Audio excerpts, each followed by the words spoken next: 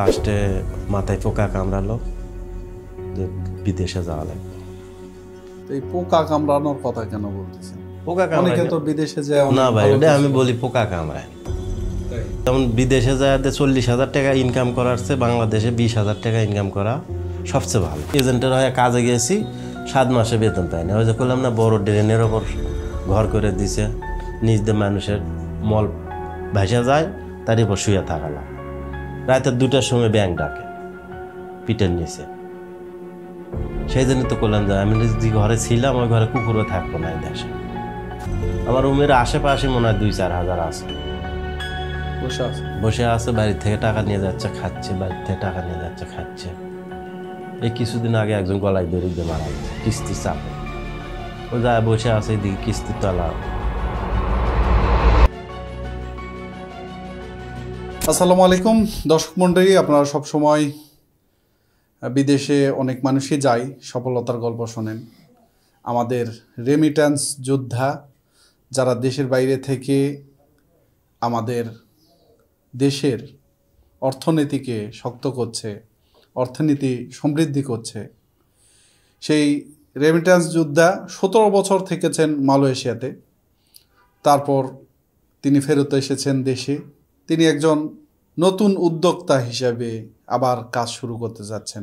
কেন 17 বছর আগে দেশ ছেড়ে বিদেশে গিয়েছেন, বিদেশে তার জীবন সম্পর্কে জানবো, তার আয় উন্নতি এ সম্পর্কে জানবো। আপনারা যারা দেশের বাইরে যেতে যাচ্ছেন, বিভিন্ন দেশে, মালয়েশিয়া, দুবাই, সৌদি আরব বা ইউরোপ, যেখানে যান, যেতে যাচ্ছেন অথবা দেশে থেকে কিছু করতে যাচ্ছেন, আজকের পডকাস্টে আমরা তার অভিজ্ঞতাটা নিব। আমরা যে কোনো একটা কাজ শুরু করার আগেই কোনো কিছু চিন্তা ভাবনা না করেই শুরু করে দিই। বিদেশে যাব, তো হঠাৎ করে বিদেশে চলে যাচ্ছি, কিন্তু কয়েক বছর পর যখন জীবনের প্রায় অর্ধেক সময় অতিবাহিত করে চিন্তা করছেন যে আমার তো কিছু হলো না, অথবা অনেকে সফল হচ্ছেন, তো কোনো বড় বিষয়ে ডিসিশন নেওয়ার আগে চিন্তা ভাবনা করে সেটা করা উচিত। আর সেটা যদি হয় একটা জীবনের বিশাল অংশ, স্ত্রীকে ছেড়ে, সন্তান ছেড়ে বাইরে থাকা, সেটা কতটা আপনার জন্য মঙ্গলজনক হতে পারে, কতটা লাভজনক হতে পারে। আমরা 17 বছর বিদেশে থাকার পর দেশে আসছে, আবার নতুন করে কিছু একটা করতে যাচ্ছে। আমাদের কাছ থেকে একটা ম্যাজিক মেশিন, একটি শ্রীধর, এরকম মেশিন ক্রয় করে আবার ব্যবসা শুরু করছেন জাফর ভাই। তার সাথে কথা বলবো। তো জাফর ভাই, আসসালামু আলাইকুম। ওয়ালাইকুম সালাম। সালাম আলাইকুম। ওয়ালাইকুম আসসালাম। ভালো আছেন? আছি আলহামদুলিল্লাহ। কবে আসছেন দেশে? আমি আসছি গত মাসে 23 তারিখে আসছি। 23 তারিখ। আর বাইরে যাবেন না? নাই, চিন্তা ভাবনা নাই, তবে একটা চিন্তা আছে, আল্লাহ যদি কোনো দিন নেয় তো একটু উমরা করার চিন্তা ভাবনা আছে সৌদি আরব। তার মানে কাজের জন্য আর যেতে না, কাজের জন্য আমার আর ইচ্ছা নাই। আপনার কয় ছেলে মেয়ে? আমার একটা ছেলে, একটা মেয়ে। মেয়ে বিয়ে দিছি, একটা নাতিও আছে। জাফর ভাই, আপনি গেছেন 17 বছর আগে, 2007 সালের দিকে। 2007 সালে তখন কি বিয়ে করে গেছিলেন? বিয়ে করে আমার 2টো বাচ্চা থেকেই গেছিল। বাচ্চা রেখে গেছেন। তো দেশে কি করতেন তখন? দেশে আমি সর্বপ্রথম আমি কৃষি কাজ বাজ করতাম। তারপরে 11 বছর করছিলাম কাঠের ব্যবসা। গ্রামগঞ্জে গাছ কিনি, আড়তে ফালাই বিক্রি করি, করে লাস্টে মাথায় পোকা কামড়ালো যে বিদেশে যাওয়া লাগবে। তো এই পোকা কামড়ানোর কথা কেন বলতেছেন? পোকা অনেকে কামড়ায় তো বিদেশে যায় না অনেক ভাই, ভালো ওটা কিছু আমি করে। বলি পোকা কামড়ায়। তাই? হ্যাঁ, কেননা যারা দেশে, যেমন বিদেশে যায় 40,000 টাকা ইনকাম করার চেয়ে বাংলাদেশে 20,000 টাকা ইনকাম করা সবচেয়ে ভালো। বউ, ছেলে, মেয়ে, আত্মীয় স্বজন, পাড়া প্রতিবেশী। আমি যে বিদেশে 17 বছর ছিলাম, কত লোক হয়তো বাঁচাতে পারতাম না, কিন্তু মাটিটা তো দিতে পারতাম। সেগাল থেকে বঞ্চিত, কতজনের মুখ দেখা থেকে বঞ্চিত। অনেক কষ্ট রে ভাই, বিদেশে যারা থাকে তাদের মতন কষ্ট আমার মনে হয় না আর কারো আছে। না, অবশ্যই যারা প্রবাসে আছেন, আমরা বলছি রেমিট্যান্স যোদ্ধা, আমাদের দেশের জন্য অনেক তারা কষ্ট করে। আসলে দেশের মানুষ আমরা যে সুখ শান্তিতে আছি, এটা যে অর্থনীতির একটা কত বড় একটা বিশাল বিষয় ধরে রাখে, তাদের পরিবারকে ত্যাগ করে, দেশকে ত্যাগ করে, দেশের মায়া ত্যাগ করে যে দীর্ঘ সময় কষ্ট করেই তারা থাকেন। তো সেটার মাধ্যমে আমরা লাভবান হই, আমাদের দেশ লাভবান হয়। আপনারা যারা বিদেশে যারা যেতে যাচ্ছে, আপনি তো থাকছেন, আপনি বলছেন যে এই যে বিদেশে যে থাকছেন মালয়েশিয়াতে, তাই না? 17 বছরে কত টাকা আপনি দেশে পাঠাইছেন? দেশে আর ওরকম করে হিসেব করে কেউ টাকা পাঠায় না, বা আমও পাঠায় নাই। যখন যা পারছি, যে মাসে কাজ ছিল দিছি, যে মাসে কাজ ছিল না দেই নাই, এইভাবেই চলছে। ওই তার মানে আপনি মনে করেন ওখানে যায় খুব একটা ভালো ছিলেন না? না, সাধারণত বেশিরভাগ লোকই খুব একটা ভালো পজিশনে যায় না। কত রিঙ্গিত বেতন ছিল আপনার? এজেন্টটা আমাকে 28 টাকা বেসিকে পাঠাইছিল। সেখানে যায় প্রায় 8 মাস 9 মাস কাজ করছি, বেতন পাই নাই, বেতন দেয় নাই, এজেন্টে তুলে খাইছে। আপনি বেতন পাননি, এজেন্ট তুলে খাইছে? হ্যাঁ। এটা একটা বড় সমস্যা। আর সঠিক মতো যদি কাজ করে, হ্যাঁ। আর তারপরে যে থাকার জায়গা, আমাদের বাংলাদেশে মনে হয় কুকুরও থাকবো না ওই ঘরে। কুকুর, গরু ছাগল বাদই দিলাম, কুকুরও থাকবো না। যেহেতু কুকুর কোনো মানুষের অংশ না, গরু ছাগলের অংশ না, ও কিন্তু আলাদা একটা জাত, ও থাকবো না ওই ঘরে। সেই ঘরেও 8 মাস ইটা মাথায় দিয়ে থাকছি। না, এটা সবচেয়ে বড় সমস্যা আমাদের দেশের। সেটা হচ্ছে যেসব এজেন্সি কাজ করে, তারা সৎভাবে কাজ করে না। এক জায়গায় এমন জায়গায় দিচ্ছে যেখানে হয়তো কাজ নাই, অথবা এমন এক জায়গায় দিচ্ছে হয়তো কাজ আছে কিন্তু সেই টাকাটা তুলে তারা খেয়ে নিচ্ছে। এরকম হয় না? এরকমই তো হয়।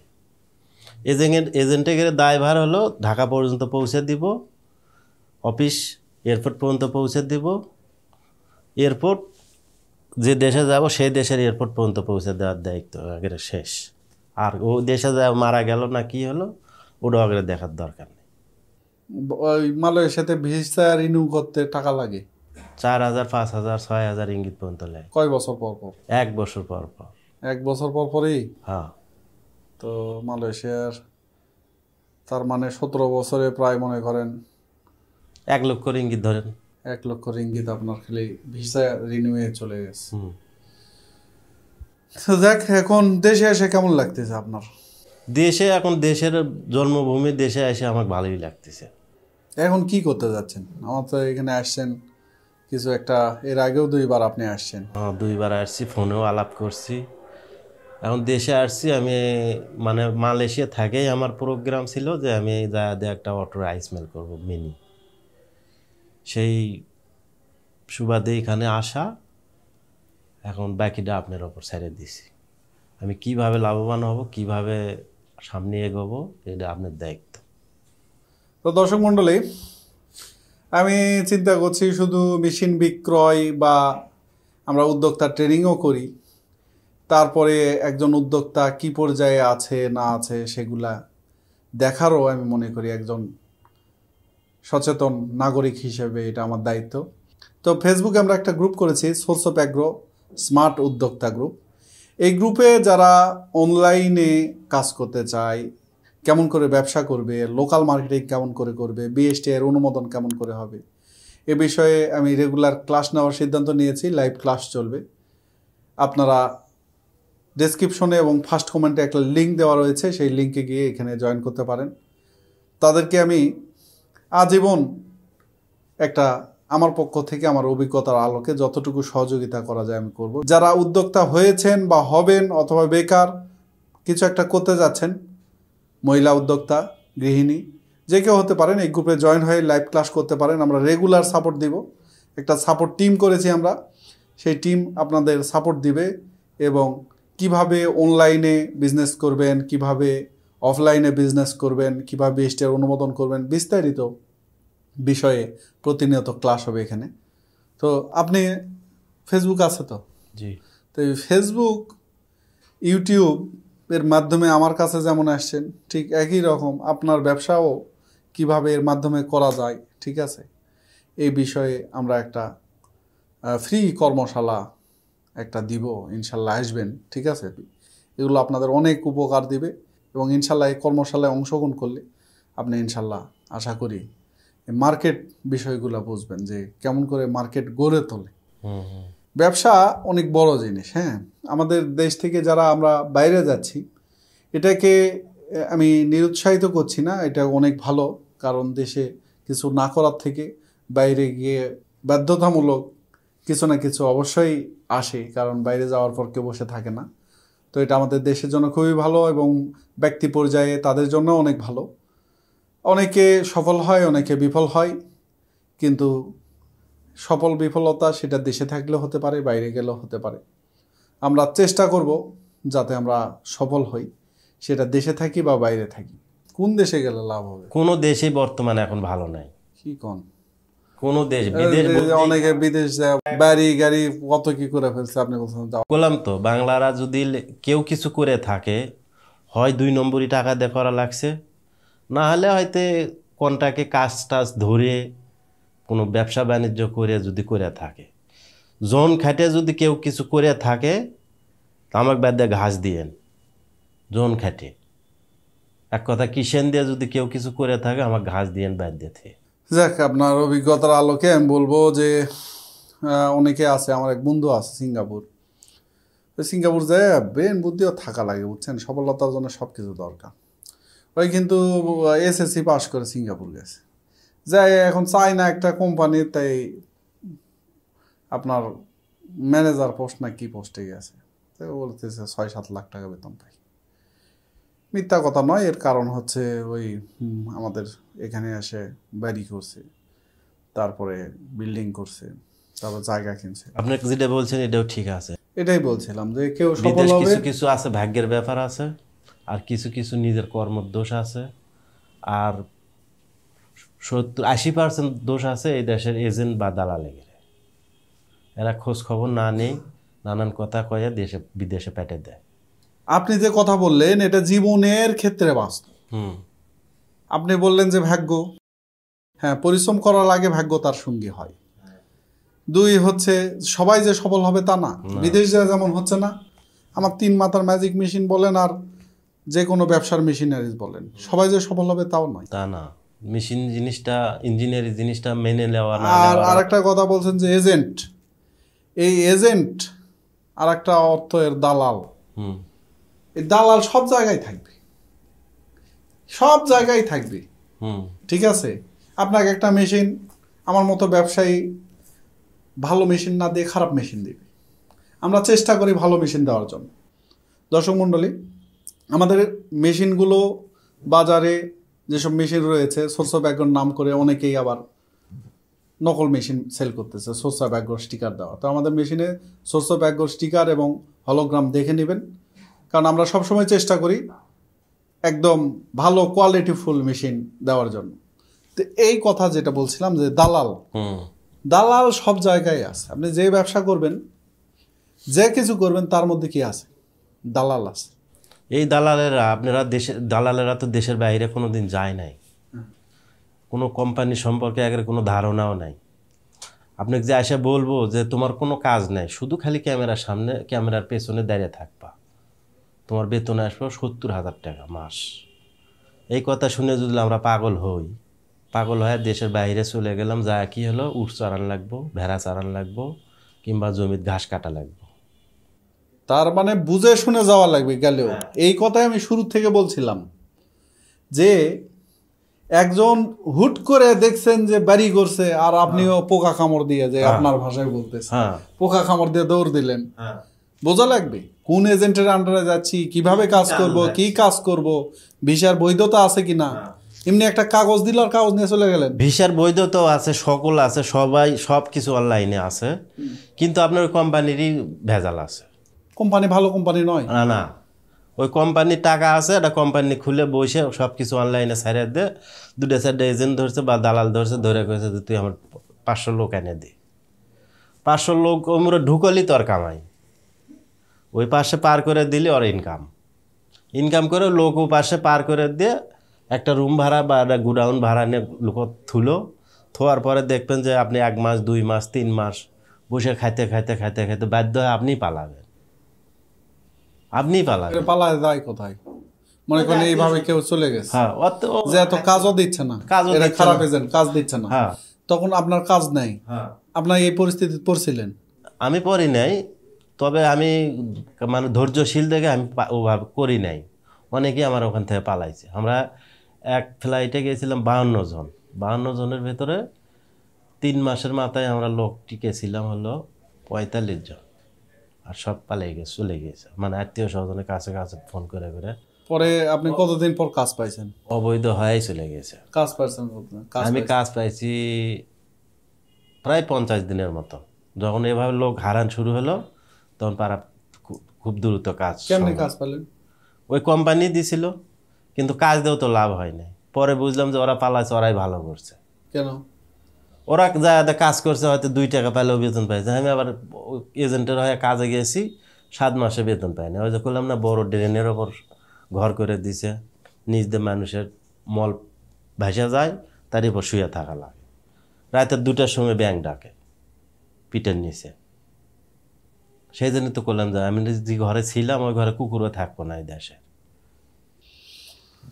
তো যাক, আপনার সুখ দুঃখের কথা শুনলাম। এখন দেশে এসে আপনি চাচ্ছেন যে ব্যবসা করার জন্য। জি। তো দর্শক মণ্ডলী, উনি একটা 3 মাথার ম্যাজিক মেশিন দিচ্ছেন আমাদের কাছ থেকে। তো বিদেশ থাকতে ভিডিও দেখছেন। জি।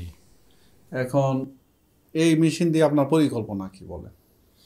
মেশিন দিয়ে আমার পরিকল্পনা, আমার 2-3 গ্রাম 4 গ্রামের ভেতরে এই ধরনের কোনো মেশিন নাই। আছে ধান ভাঙা অন্য মেশিন আছে, কিন্তু এই ধরনের মেশিন নাই। বেশ আমি মুরব্বী অনেকেরও বেশ কয়েকজনকে জিজ্ঞেস করছি, তারা বলছে লে আসো। কিন্তু এর ভিতরে একটা কথা আছে, তারা বলছিল যে একটা পোরপারের ওপর নিতে বা রাস্তার সাইডে নিতে, কিন্তু আমার পক্ষে সেটা সম্ভব হয় না। তার কারণ হলো যে আমার বাড়িতে জায়গা আছে, আমি বাড়িতে ছোট করে একটা ঘর করে আমি সেখানে করব। তার কারণ পোরপারে নিতে গেলে আমার প্রায় 1 লক্ষ টাকা লাগবে কারেন্টের পেছনে। তারপরে আমার নিজস্ব কোনো জমি নাই। আমি যদি একজনের জমিতে ধরেন 2 লক্ষ টাকা আমি জমিতে ঘর টর দিয়ে খরচ করলাম, এখন হয়তো ভাড়া চাইব না, যে করুক আগে। যখন আমার করা শেষ হয়ে যাব, জমি জমার কাজ কমপ্লিট হয়ে যাব, মেশিন চালু হয়ে যাব, তখন এসে ভেজাল বাজাবো যে তো জমি বিক্রি করবো, 50,000 টাকার জমি তুই 2 লাখ টাকা শতক দিবি। আমার তো নেওয়া সম্ভব না। তো বাইরে থেকে জমি জমা কিনেননি? না, বাড়ি থেকে কিনতে পারেননি? যেটুকু কিনছি আমি বাড়িতে কিনছি, মানে বাড়ি করার জন্য। বাড়ি করার জন্য। আপনি নতুন মেশিন নিচ্ছেন দর্শক মণ্ডলী, ম্যাজিক মেশিন, যে মেশিনের সাহায্যে একই মেশিনে হাঁস মুরগি গরু ছাগলের দানাদার খাদ্য তৈরি করা যায়, ধান ভাঙানো যায়, এছাড়া হলুদ মরিচ মশলা জিরা করা যায়, আটা ময়দা সুজি করা যায়, ভেজা চালের পিঠা তৈরি করা যায়, পিঠার আটা আর কি তৈরি করা যায়। তো সেই মেশিনটা নিচ্ছেন হচ্ছে, আপনি যে আমাদের 3 মাথার ম্যাজিক মেশিন নিচ্ছেন, এটা কোথায় বসাবেন? আমার বাড়িতে। কোথায়? বাড়ি কোথায় আপনার? আমার বাড়ি গোবিন্দগঞ্জ থানা, গাইবান্ধা জেলা, গ্রাম নাগেরভিটে। মেশিনটা থাকবে কোথায়? আপনার কোথায় গেলে পাবে? আমার বাড়িতে। তাহলে কোথায়? গ্রামের নাম কি বললেন? নাগেরভিটে। নাগেরভিটা। জাফর ভাই যদি বলে চিনবে সবাই? সবাই চিনবে। তো ওনার আশেপাশে যারা আছেন, ওনার যদি কোনো কাজ প্রয়োজন হয় তো ওনার কাছে যায় আপনি 3 মাথার ম্যাজিক মেশিনে কাজ করতে পারবেন। ওনার পরিকল্পনা হচ্ছে যে উনি ওই আমাদের 10 ইঞ্চি একটা গ্রাইন্ডারও নিচ্ছে, সেটার মাধ্যমে যারা ভুসি গুঁড়া বা ব্যানের দরকার হয় সেই ব্যানগুলো ওনার কাছে পাবে। উনি ব্যবসাও করবে, আবার ভাঙ্গায়ও দেবে পাশাপাশি। কোনো খামারে যদি আসে ভাঙ্গায় দিবে, আবার ওনার কাছে রেডি স্টক থাকবে, আপনারা ইচ্ছা করলে ক্রয় করতে পারেন। এটার 2 ভাবে উনি ব্যবসা করতে পারেন, আমি পরামর্শ দিব। এক, ভাঙ্গানোর যে ব্যবসা, গ্রামের মানুষ ভাঙ্গাতে আসবে, সেটা আপনার খুব একটা সবসময় আসবে না, এই জন্য আপনি ব্যবসা করা লাগবে। ব্যবসার উপর কিছু নাই, আপনার ব্যবসায়ী এই পৃথিবী চালায়, ব্যবসায়ী দেশ চালায় পর্যন্ত, মানে ব্যবসায়ীরা, ঠিক আছে, তার যে অর্থায়ন, সরকারও অনেক ব্যবসায়ীর উপর নির্ভরশীল, যে দেশের অর্থনীতি ধরে রাখে ব্যবসায়ীরা। তো আপনি ব্যবসা শুরু করেন, এর বিশাল পরিধি আছে, ঠিক আছে। যারা নতুন উদ্যোক্তা তাদের বলবো যে ব্যবসা শুরু করা লাগবে, অনলাইনে অথবা অফলাইনে হোক, লোকাল মার্কেটে হোক। কিভাবে করবেন এর সংক্রান্ত একটা প্রশিক্ষণ কর্মশালা হয় আমাদের আমাদের পেজটা ফলো করবেন। আমরা দেশের জন্য, মানুষের জন্য কাজ করার চেষ্টা করে চলেছি। আমার চ্যানেলটি সাবস্ক্রাইব করবেন। আমরা দেখেছি যে আমার চ্যানেলের 80% ভিউয়ার্স শুধু সাবস্ক্রাইব না করেই চলে যান। তো সাবস্ক্রাইব করবেন, এটা আমাদের জন্য একটা সাপোর্ট। তো ভাই বলেন। আল্লাহ তাআলা আপনাকে যে মেশিন নিচ্ছেন সেটার মাধ্যমে একটা দেশে থেকেও যাতে ভালো সবল হতে পারেন, ঠিক আছে, সে দোয়া করি। আর একটা প্রশ্ন, দেশেই ছিলেন 17 বছর আগে, আবার 17 বছর বিদেশ ছিলেন, আবার 17 বছর পর দেশেই চলে আসছেন। তো আপনার কি মনে হয় যে দেশে থাকা ভালো ছিল নাকি বিদেশ যা ভুল করেছে? আমার মতে আমি যে কষ্ট করে আইছি, আমি একটা পুরাতন লোক, 17 বছর করা মানে আমি কিন্তু এক যুগ পার করানো। আমার মতন লোক 9 মাস বসেছিলাম, 9 মাস। এই তো গত কুরবানির ঈদে কাম শেষ হয়েছে, এ পর্যন্ত বসা ছিলাম। গত মাসের 23 তারিখে আইছি আর কি। তাহলে চিন্তা করেন কোন দুঃখ নিয়ে আইছি। কলিংয়ে যেগুলো গেছে না, আমার রুমের আশেপাশে মনে হয় 2-4 হাজার আছে, বসে আছে। বাড়ি থেকে টাকা নিয়ে যাচ্ছে, খাচ্ছে, বাড়ি থেকে টাকা নিয়ে যাচ্ছে, খাচ্ছে। এই কিছুদিন আগে একজন গলায় দড়ি দিয়ে মারা গেছে কিস্তির চাপে। ও যা বসে আছে, এদিকে কিস্তির তলা, কিস্তি নিয়ে যায় অনেকে। কিস্তি যাই যে বিদেশ যাব, তাই এখন বড় লোক হোক আর গরিব হোক, কিস্তি তুলতেই হবে। মানে সুযোগ পাইলে তো আর মানুষ ছাড়ে না। আপনি হয়তো 2 বিঘা জমি আছে বন্ধক থেকে, আপনি ছেলে পাঠাতে পারবেন, কিন্তু সে কাজে যায় না। এই ব্যাংক থেকে 2-4 লাখ টাকা লোন তুলে পাঠিয়ে দিই, আস্তে আস্তে শোধ হবেই। এটা মানে আমাদের বাংলাদেশে বা এই প্রবাসীদের জন্য এটা একটা অভ্যেসের, সেটা আরো চাপ না, এটা হলো অভ্যেসের পরিণত হয়ে গেছে এখন। তো যাক, এখন আপনার সাথে অনেক কথা হলো। দর্শক মণ্ডলী, এখন ব্যাপার হচ্ছে যে আপনি যেখানেই থাকেন, দেশের মতো তো আর শান্তি পাবেন না। দেশের একটা আলাদা শান্তি আছে, মাতৃভূমির একটা আলাদা টান আছে, ভালো লাগা আছে, ভালোবাসা আছে। যেখানে নারী প্রথা থাকে, সেটার প্রতি একটা মায়া থাকে। তো তারপরেও জীবনের জন্য আমাদের দেশে থেকেও কেউ ঢাকাতে গেছে, কেউ বিভিন্ন জায়গায় ছড়িয়ে ছিটিয়ে আছে। এখন যোগাযোগ ব্যবস্থা ভালো হয়ে গেছে, বিদেশ যাওয়া এটা ব্যাপার নয়। যদি সেখানে ভালো থাকা যায়, দেশে আসা এই করা, 2-3 মাস 6 মাস পরেও আসা যায়। তো যেখানেই যেটাই করেন, সেটা দেশে উদ্যোক্তা হিসেবে হোক অথবা বাইরে যাওয়া হোক, ভেবে চিন্তে সঠিক ডিসিশন নেবেন। 2 রাকাত নামাজ পড়ে আল্লাহর কাছে দোয়া করে ডিসিশন নেবেন যে কি করা যায়, কি করব আমরা। তো আল্লাহ তাআলা সঠিক ডিসিশন দিবে এবং আপনার যে সিদ্ধান্ত নেবেন তাতে ভুল হবে না। হুট করেই চিন্তা করেছেন আর বাইরে চলে গেলেন, এরকম করবেন না, এটা আমার পরামর্শ। যাচাই বাছাই করে যেন বিদেশে যায়, যাচাই বাছাই করে যাতে আপনারা বাইরে যান, কোন এজেন্সিতে যাচ্ছেন, কিভাবে যাচ্ছেন, কি কাজ হবে, আর সেটা আপনাকে সঠিক ফলাফল দিবে। সোর্স অফ অ্যাগ্রো চ্যানেলে যে আমরা পডকাস্ট শুরু করেছি, কখনো সফল ব্যক্তি, সফল উদ্যোক্তা, আবার কখনো বিফল উদ্যোক্তা, কখনো প্রবাসী, বিভিন্ন জনের যে আমরা ইন্টারভিউ নিচ্ছি, এটা কেমন লাগছে আপনারা অবশ্যই কমেন্ট করে জানাবেন। দেখা হবে অন্য কোনো পডকাস্টে, অন্য কোনো অতিথির সাথে। সে পর্যন্ত ভালো থাকবেন, সুস্থ থাকবেন। আসসালামু আলাইকুম।